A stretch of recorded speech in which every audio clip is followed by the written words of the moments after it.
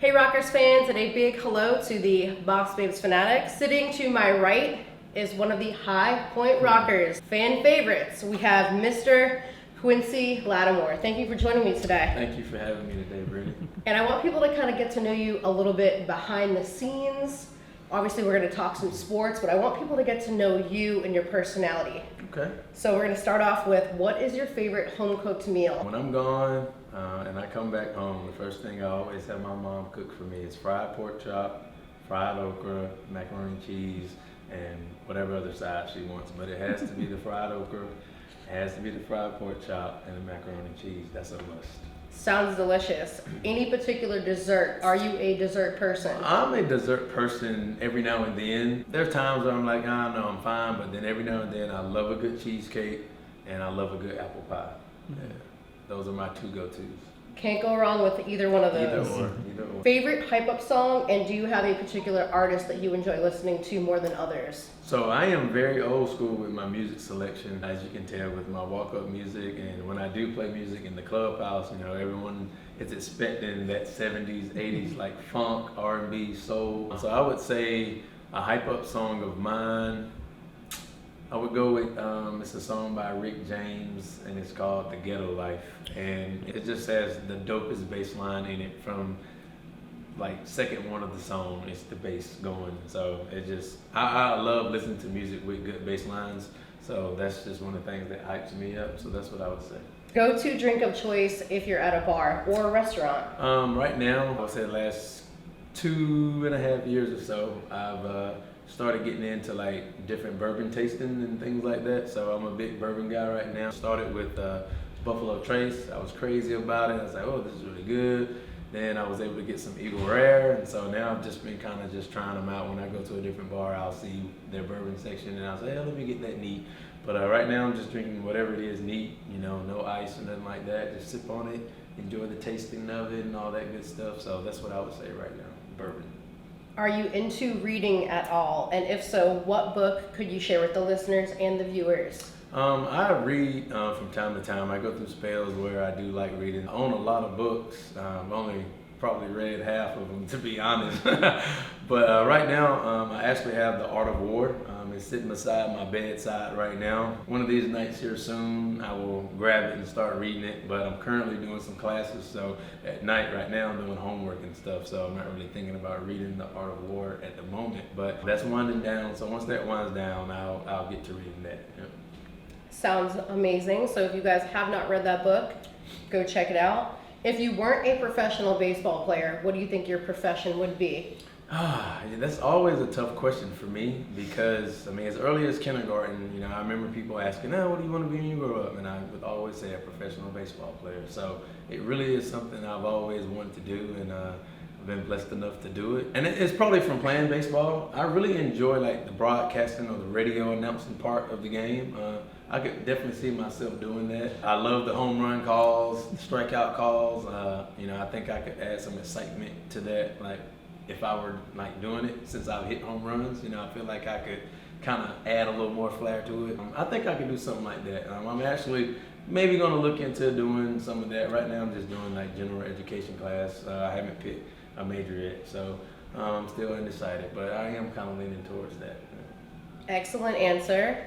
And I had to ask you this question. So it's been popping up in the news lately, and I myself happen to believe in other life forms and potentially aliens because, Q, we have to think, right?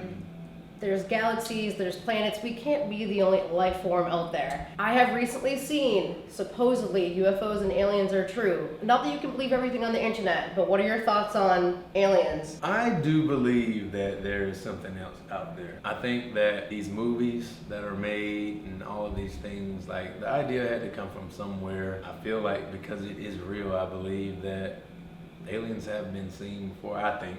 And will we ever know?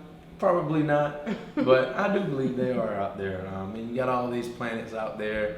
Just can't be people living on Earth. You know, it has to be more people somewhere. So I'm with you on that. I agree with you. And the weird thing is too, I like to think the aliens or the other people or whoever on the other planets are thinking that we're the aliens because we're the foreign people, right? Probably. Yeah, probably. They're probably thinking we were here before you. Like, yeah, like. It's like a constant back and forth. Now I need to ask, we're gonna get back to some more regular questions. Are you a dog person, a cat person? Do you have any pets yourself? I had a dog growing up. I think we got it when I was like 9, and she lived a long time. I think she passed when I was probably like 21 or 22. And since then, we never got another one. I don't own any personally right now. My girlfriend has a cat. I'm not really a fan of cats at all. Sneak up on you, and it really bothers me. Do they claw you? Well, she's never scratched me, but she comes up beside me. Like, I have this thing I do with my hands all the time, and I guess she hears it and she comes and like, she doesn't scratch me, but like reaches at me, and it's just always when I'm not paying attention, so it scares me a lot. So I'm really not a fan of the cat at all. If I had my choice, I would much rather get rid of the cat than to get another dog. But currently, I don't have any animals. No.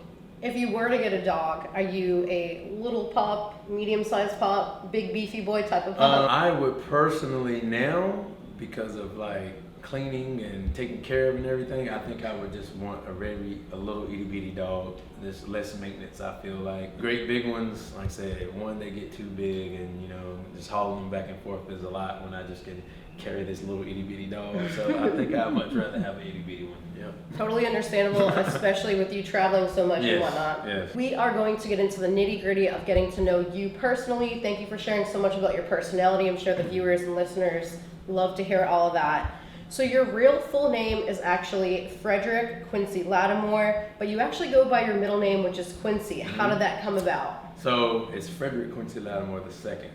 Okay. So my dad is Frederick, Fred, Freddie, or any of those, and I've just always been Quincy. To my recollection, I don't remember my parents ever calling me Frederick, Freddie, or any of that ever. I was on the first day of school when they, call attendance. They say Frederick, and I raise my hand and say that's me, but I go by Quincy, and then that's that. All right, guys, it looks like we're kind of like aliens ourselves because we just time hopped into a different location.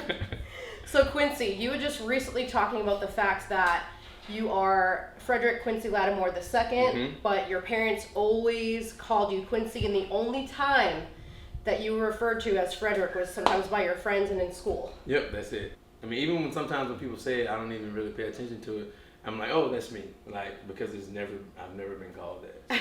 So, never. I always say my last year of playing, I'm going to tell everyone to call me Frederick. Like, my picture, everything says Frederick, announce me as Frederick. So I think I'm going to do that here in the next couple of years because I'm getting near the end, yeah.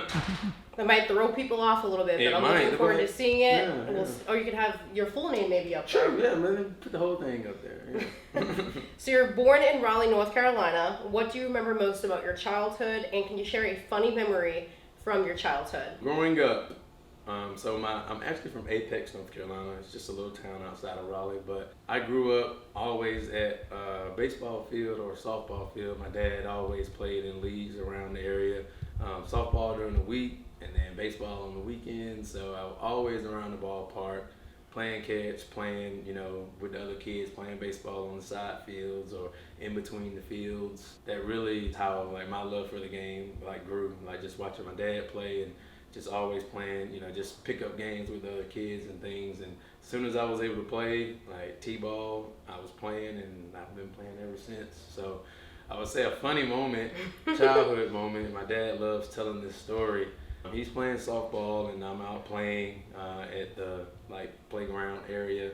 And somehow, I got my head stuck in between this rail and trying to get out, I don't know, I just got flipped upside down somehow, and it's crazy that I didn't break my neck the way everyone says. I was folded up in there, but he could just keep hearing just screaming, "Daddy, Daddy!" and they run over and they were able to lift me up and fold and get me out. I was gonna say, how did they get you out? Did you have to cut the bar? They had to just kind of redo whatever I did, I guess, and they were able to fold me up and bend me around and get me out of there. But yeah, that's something he loves telling. Even though it could have been bad, it's funny now because I'm okay. But yeah, and I actually we went back to that park all the time, and I would not go play on that playground anymore.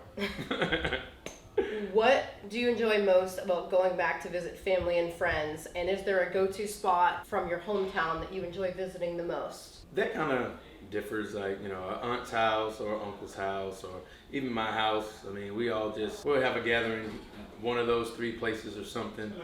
I enjoy my family, like, because I've been away so much for the last 16 years. When I am able, you know, to get around them, it's always a good time. A lot of my cousins are like having babies and stuff now, and like I'm one of the, like, I think maybe 3 of us left that don't have kids. So everyone's getting on me and questioning me, like, you know, when you gonna do it, you know. But it's always a great time. We get together, we play cards, we play some dominoes, listen to music, dancing. Good food, always good food is part of it. So the location is nowhere specific, just someone's house most of the time. Before we start switching into talking about sports, because I know you guys have a game today, so we're going to wrap this up very soon. What is your favorite sports movie? Is it baseball themed? Is it a football themed movie? Like Remember the Titans or Remember the Titans is Rookie definitely of the Year or something? That's definitely, I think that's on every athlete's list. That's a great movie. I don't know if it's my favorite. Rookie of the Year is actually a really good one too. Like just the whole background of the story and the comic relief that's in it. But I think I'm gonna go and I'm just gonna say, for some reason I've always been a Sandlot dude. I love the Sandlot because, like I said, that's where I kind of learned my love for the game, playing with, you know, the kids in either my neighborhood or the other kids of like my teammates, of my dad's teammates and stuff, just playing out there like with them, and you know, I pick you pick, you know, and just playing the game, you know, just having fun out there and just going and going and going until it was time to go. So I'll say the Sandlot. That's probably my favorite one. The Sandlot is a good classic. If you have not seen it, go watch it. And that actually segues perfectly into the next half, which is all about baseball. You kind of already just mentioned how you got into the sport, just playing pickup with your friends, picking little teams, and just probably playing in random maybe backyards or on the fields. Very cute. That's how most of us get involved in sports, right? What do you remember most about youth baseball? Did you start off in Little League? And the other question would be, any advice to young kids that enjoy sports? Started out Little League, well, T-ball, and then to Little League, and it was machine pitch, actually. They give you 5 pitches. If you don't hit one of those 5, you're out. That's basically it. And then after that, I think that was 7 and 8. And then at 9, we started throwing to each other, and I started playing on an AAU team, an organization called the Southwick Storm. And I played with them from the time I was 9 till I think I was 13 or 14. And then I started playing with Andy Parton and the Dirtbags here, not too far down the road from here, and high school, and then I got drafted, and so I've been on this journey, you know, since then, since 2007. What I would tell young kids in whatever sport they're playing is, you know, anything that you want to do and be good at, you have to put the work into it. You can't just wake up and expect to be good. I think I'm a pretty good hitter, but I still know I can be better, and even when I'm done playing, I'm going to think that, you know, I still could have been a little bit better, but I still work at it and chase it to try to be the best I can every day. You never know who's out there watching you, whether you're at a basketball tournament, a soccer tournament, a baseball tournament. College coach son could be playing against you, and you never know. And you know, you're 13, 14 years old, you know, going into your 15, 16 year season. I think that's around your junior year. That's pretty much your most important year of high school. Not saying that your senior year doesn't matter, but that junior year is when you get a lot of attention, a lot of eyes on you. So just play, you know, play the game like you love it. Play the game with heart. Play the game with passion, because you never know who's out there watching you. So that's what I tell them. Excellent advice. And you just kind of mentioned it. You were drafted by the Pittsburgh Pirates in the 4th round back in 2007. So what were some of your top memories from being drafted? I was actually at a summer league practice. We were out taking batting practice.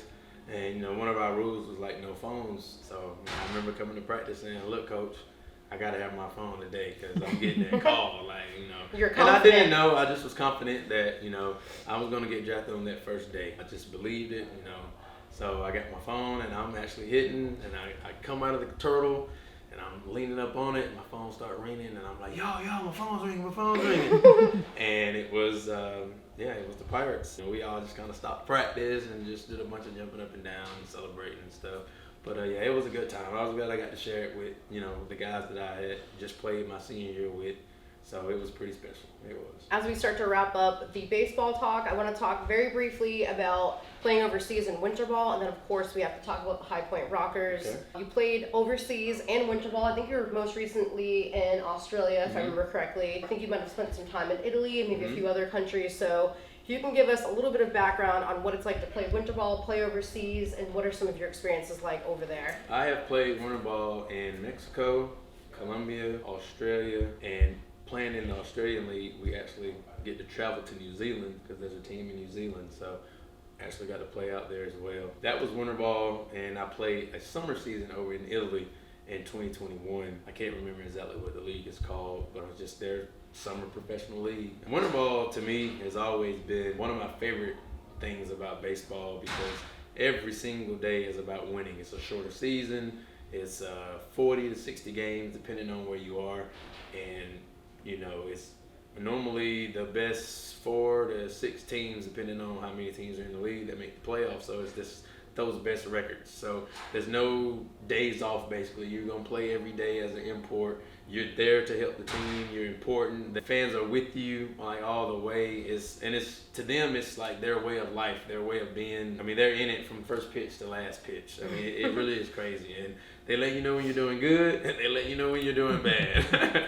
But just having that everything mattering from first pitch to last pitch is fun. It's exciting. And you want to go out there and do your best for them. Just say, for example, I was playing a team in Navajo, Sonora in Mexico. Like, if you're from Navajo and you know, you're a Mayos fan from the time you're born until the good Lord brings you home, because that's all they love. I'm telling you, they love that team.